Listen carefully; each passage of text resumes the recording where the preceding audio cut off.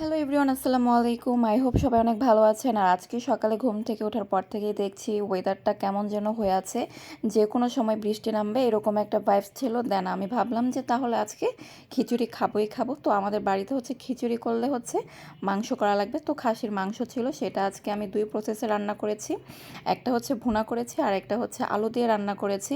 কারণ আলু দিয়ে রান্না করলে টেস্টটা একটু অন্যরকম হয়ে যায়, সেজন্য আমি দুইভাবে দুইটা রান্না করেছি। একটা কথা, সেটা হচ্ছে খাসির মাংস তো ঝাল না দিলে একদমই খেতে মজা লাগে না, সেই জন্য দিয়েছিলাম ইচ্ছা মতো খুবই ঝাল। এই বিষয়টা আমার কাছে খুব বেশি ভালো লাগে যে বৃষ্টি হলেই সবাই খিচুড়ি খাওয়ার জন্য বায়না করে। আর খিচুড়ি কিন্তু পার্সোনালি আমার অনেক বেশি পছন্দের, ভাত রুটির থেকে খিচুড়ির প্রতি একটু উইকনেসটা বেশি। এই খিচুড়ি রান্না করতে করতে আমার হচ্ছে অনেক বেশি লেট হয়ে গিয়েছিল, কারণ আমার কম্পিউটার কোর্সে পরীক্ষা ছিল।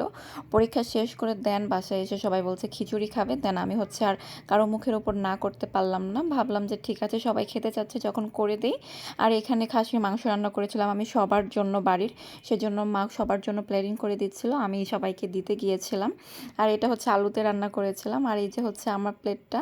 তো আমাদের বাড়িতে সবাই ঝরঝরা যে খিচুড়িটা হতো শক্ত টাইপের, সেটা খেত। আর ইদানিং সবাই এই পাতলা খিচুড়িটা পছন্দ করছে। আর এটা কিন্তু মাংস দিয়ে কিন্তু খেতে অনেক বেশি জোস লাগে। আপনারা অবশ্যই বাসায় ট্রাই করে দেখবেন।